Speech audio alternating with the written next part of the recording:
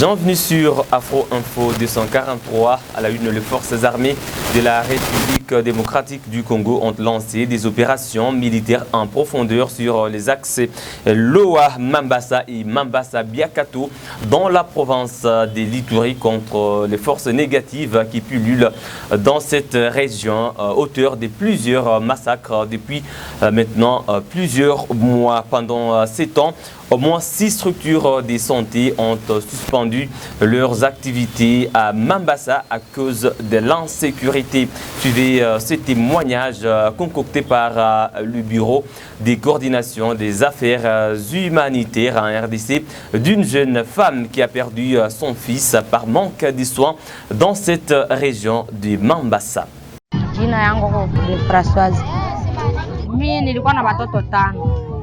Mmoja kakufa panabakia baini. Mungu alianza tupiga tangia asubuhi mpaka mangari nini mpaka ile usiku yenyewe niko nasema. Pale ndio mtoto akapoteza kaufahamu. Tunaanza safari ile saa 7 nini saa 7 usiku tulienda kafika Lolo na ndio usiku naanza Pampau. Tulifika Lolo hospitali pale yote basi abeba badawa bashaenda naye. Mara mwaka kataka moto. Ndio ile vita saka letese magumu mingi. Mambo tushakimbia vile tunachoka. Tusateseka siku mingi. Kusema mimi sizala tanda na usalama. Watoto yote biko nazaliwa tu ndani ya vita tu. Sasa nio baone je mtatusaidia na kakitu tena nyuma nye banabeba. Banaenda nani? Tunakuwa tu hivi. Ndio hali yetu kunaliana usalama ikue. Kongo iko mzuri. Kila mtu apata tena usalama ya kurudia kwake. Vita tenda endelea je? Nous restons dans cette partie de la République démocratique du Congo en proie à l'insécurité pour parler du procès du meurtre des 2 Chinois dans le territoire du Romou en province de l'Ituri. 2 officiers des forces armées de la République démocratique du Congo sont incriminés.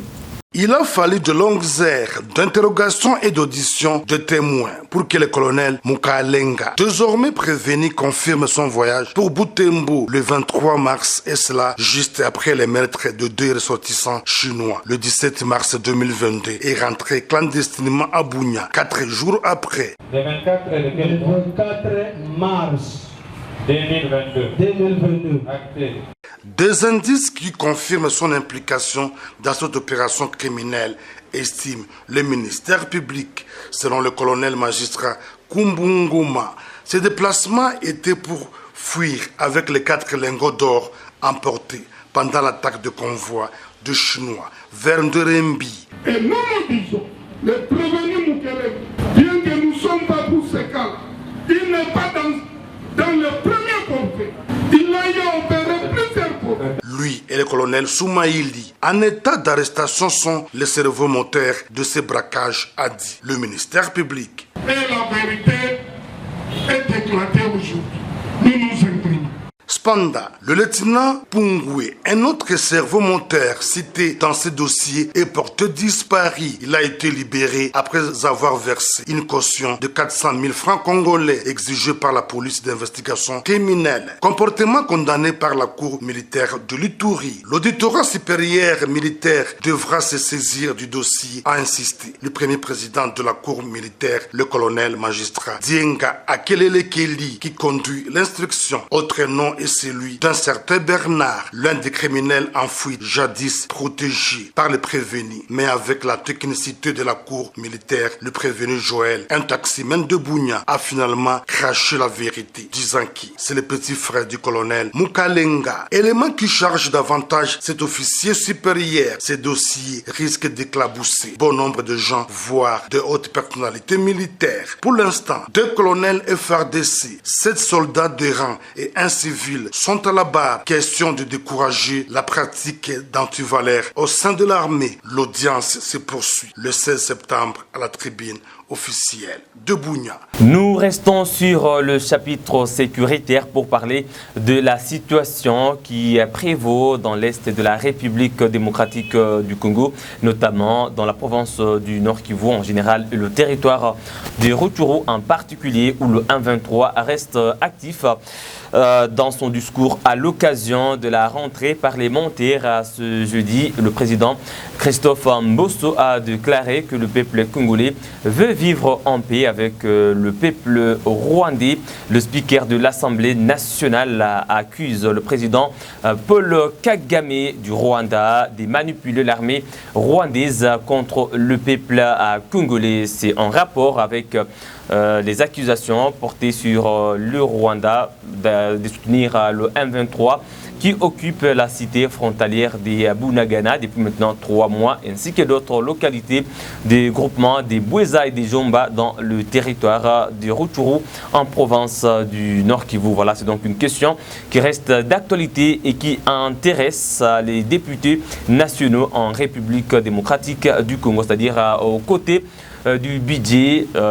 Cette session pourra aussi s'intéresser à d'autres questions d'intérêt général, notamment l'occupation des Bunagana par le M23, l'activisme de l'EDF responsable de plusieurs massacres dans le territoire de Bini au Nord Kivu, encore dans le territoire d'Irumu en Ituri, la situation humanitaire aussi avec cette crise humanitaire dans le territoire de Mambasa, en Ituri ou encore dans le territoire de Rutshuru en province du Nord Kivu. En tout cas, c'est autant de questions qui devraient intéresser les députés nationaux de la République démocratique du Congo qui rentrent pour parler du budget. Mais en tout cas, c'est la situation sécuritaire qui intéresse l'opinion congolaise en ces moments et surtout après des révélations sur la somme que touche un député national congolais qui avoisine 21 000 $ américains le mois. Donc tous les yeux du peuple congolais sont en ce moment braqués sur les députés qui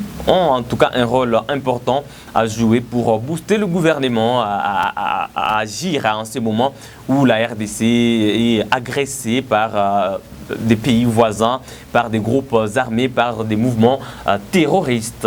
Pour clôturer cette production, nous allons parler des révélations fracassantes. En tout cas, il y a Abdoul Moutabazi qui est ancien combattant du RCD qui a reconnu avoir tué l'homme d'affaires congolais Simba Ngezayo en ville de Goma, c'est en 2021, contre une somme de 20 $ américains, 10 000 francs congolais. C'est en tout cas une révélation troublante que je vous laisse suivre dans ce reportage de nos confrères.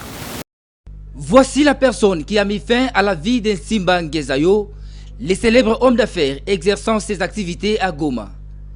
Le prévenu Abdoul Moutabazi, ancien soldat du RCD Goma, est passé aux aveux devant la cour militaire de Kinshasa-Gombe sous la présidence du colonel magistrat Sangwa Lumbupati. Il a reconnu avoir tiré 3 balles au défunt Simba Ngezayo à l'aide d'une arme de marque Thompson, lui remise par les prévenus Sankara et Jacques.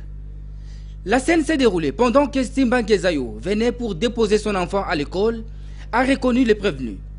La planification de cet assassinat, dit-il, a duré 3 jours.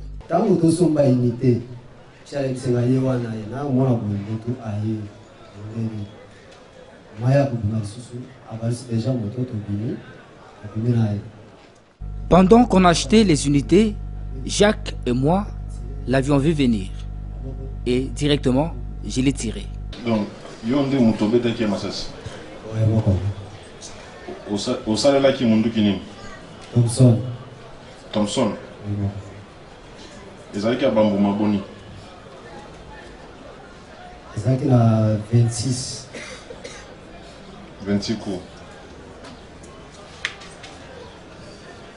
Yo bete Bambou Maboni. Vous avez 2 ou 2, 3. 2 ou 3. Nani appelle ça qui est Munduki? Sankara Jacques. Confronté à Sankara, celui-ci a qualifié les propos du prévenu Abdoul de mensongers. Selon les tueurs des Simba Ngezayo, la motivation reçue de la part de ceux qui lui avaient donné mission était de seulement 20 $ américains et 10 000 francs congolais. J'ai accepté de commettre ces forfaits avec toute ma conscience, à cause d'une période de faim qui traversait ma petite famille, a conclu le prévenu Abdoul. Voilà, mesdames et messieurs, qui met un terme à cette production sur Afro Info 243. Merci de l'avoir suivi du début à la fin. On se fixe un nouveau rendez-vous d'actualité. N'oubliez pas de vous abonner à Afro Info 243. Il suffit de cliquer sur s'abonner et d'activer la cloche de notification pour ne rien manquer de l'actualité de l'Est de la République démocratique du Congo. Laissez-nous un j'aime, partagez la vidéo. À très bientôt.